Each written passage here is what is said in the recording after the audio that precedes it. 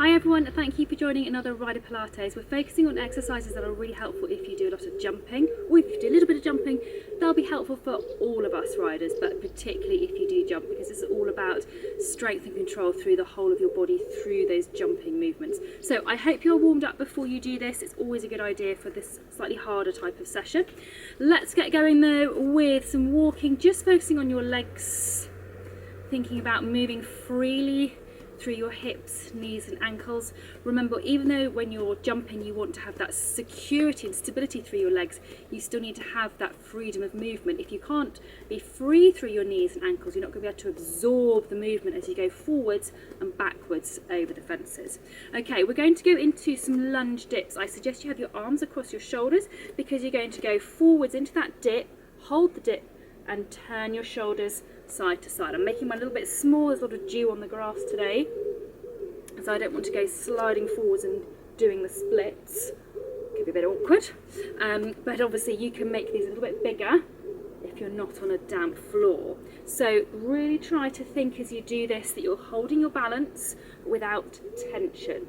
So make your lunges the size that you can do comfortably and hold securely as you then go through those turns, keeping your headlights forwards and your shoulders level. Try not to fall over, always good. Do one more with each leg.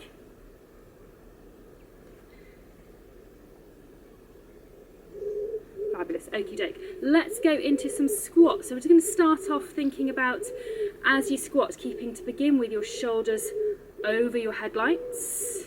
Then we're going to go up onto your toes and see if you can hold that position on your toes. Adds to the balance. Then let's add in some arms. So we can start off doing some little give and retake movements. And then you can make it bigger and really practice holding your balance through your legs as you imagine going over a fence. If I go from the side, if you're doing give and retake, just the arms on the move.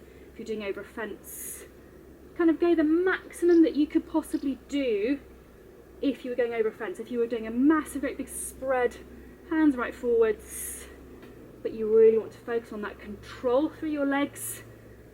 They're keeping you supported and balanced. Make sure you come up in the middle so you don't sort of come halfway. You want to come right back up again. This is a good exercise if you do tight combinations, having that strength and speed to come up. Two more. Super job, well done. Okay, little walk on the spot. Give the legs a chance to just calm down slightly. Okay, hands onto your headlights, back into that squat position. I'm going to do some legs side to side. So can you hold your weight while you move the other leg? Keep your upper body relaxed. You can, if you want to, have your hands in front as if you're holding imaginary reins. Still keeping those shoulders level. So looking for that stability and security on the leg that's moving, controlling you whilst you move the other leg.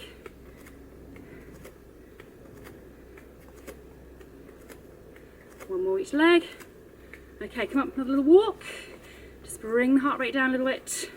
Then we're going to move on to your warrior. So I will go sideways once again to start off. One leg up, hands up in front, and this time you're trying to go forwards with your arms, leg out behind. So forwards, the arms, leg out behind. You can with this one, of course, make it a little bit smaller if you need to, absolutely fine. I'm going to go front on so you can see my hands. So with this one, your aim really is to focus on the control. It's much slower than what we just did on both feet on your toes. We're looking at the control of your hand position. So that as you go through that movement over your imaginary fence, you're working on controlling your upper body so that your contact stays really consistent.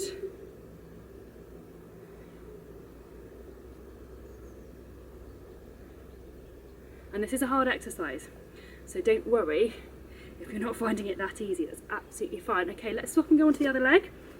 I'll go sideways again. So you're aiming to get to this point, so arms are out in front, leg out behind, but as with the other side, if that doesn't feel great, just do this smaller movement, aiming for here. So your challenge, if you find you can only do the smaller movement, is over time, see if you can build up that strength. Once again, I go this way so you can check in, build up that strength to see if you can get to this point and really control all the way through and keep the hands very level. And this control work is so important because you really need to be in balance with the horse all the way through. It's not just a case of not being left behind, it's a case of as you land, do you come back smoothly into the saddle, or do you catch the horse in the mouth and land with a crash back in the saddle? We'll do one more. Well done. Okay, a little walk, just let everything relax. So it's about your control, movement of your body weight and your hands, right from the start of the jump movement right to the very end. Okay, I'm going to go sideways again. We're going to do a rear lunge exercise. So you're going down to rear lunge and then up. I did that one wrong. Come down and up. See, we all do it wrong sometimes. Down and up, down and up, down and up. You can make it harder. Hands in front. And again, like with your warrior, you're trying to keep your hands level. So really that feeling, whatever is going on below, from your pelvis downwards, that doesn't interfere with your hands. You've got independent seat, independent contact, even over a fence. One more. Okie doke. Let's swap and go with the other leg. Same thing. So we're going down and up. Got it right that time. Down and up. Keep those hands level. Try to keep them soft.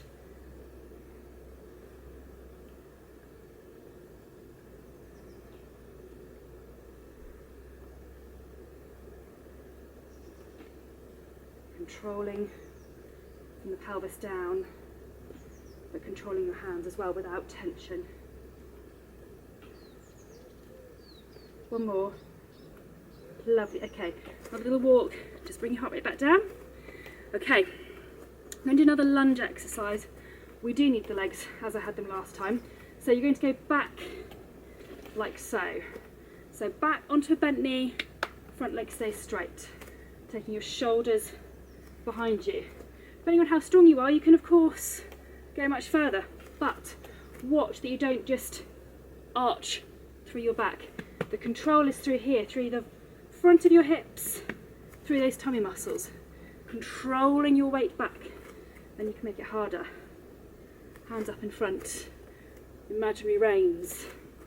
So this is really good for drop fences.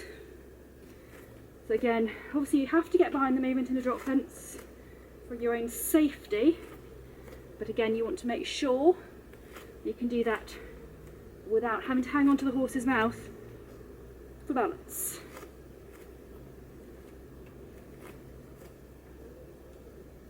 One more with each leg. Okay, we're going to move on to your star lunges. These are great because they're so dynamic. We're going to add in the challenge of being on your toes. Again, for me, this is a little bit risky. It's a little bit slippery here this morning, but I'll keep them small. You can make them bigger at home. So on your toes, you're going to go forwards, diagonal, side, diagonal back, back onto the bent knee, into the reverse, back onto the bent knee, diagonal, side, diagonal forwards, forwards. These are hard. Okay, let's go on the other leg. So forwards, diagonal, side, diagonal back, back onto the bent knee, into the reverse, back onto the bent knee, diagonal, whoops, side, diagonal forwards, and forwards. Well done. Good job. Have another little walk. You can make those harder by doing them really fast. I'm not going to do that on a wet surface, but if you find those easy, challenge yourself to go faster and bigger. Okay, let's do some proper walking, thinking about your diagonal pairs of arms and legs, thinking of ribs sinking downwards. Start to bring your heart rate down a little bit too. Okay, then arms down onto one leg, and let's do a few little heel lifts. When you are jumping, if you do a lot of any work actually out of the saddle, so in that 2-point seat, you really need to have good calf strength. My calves are probably a little bit tired because we did this exercise in my Pilates group last night, but it's such a good one to do. So important for your strength and that ability, like I talked about at the beginning, being able to absorb the movement, particularly as you land. Okay, let's swap onto the other leg.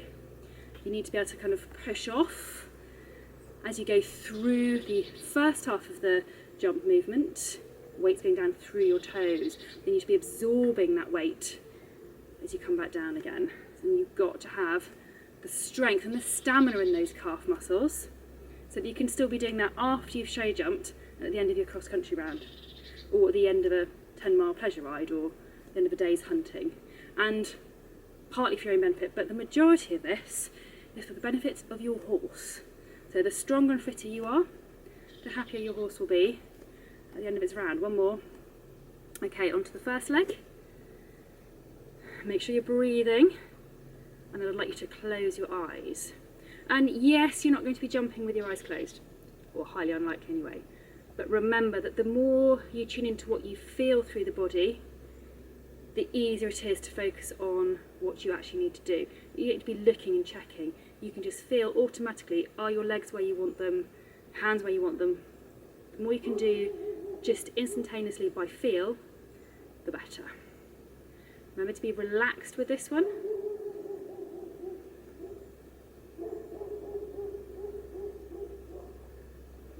Okay, open your eyes and let's swap onto the other leg. Get your balance before you start. And then close your eyes, keeping relaxed through your upper body, focusing on what you feel through your foot. Don't be afraid of those little movements, that's just your body doing what it needs to do. So don't be afraid of them, don't panic as you start to have a little wobble. Just keep soft and you will cope with it much better.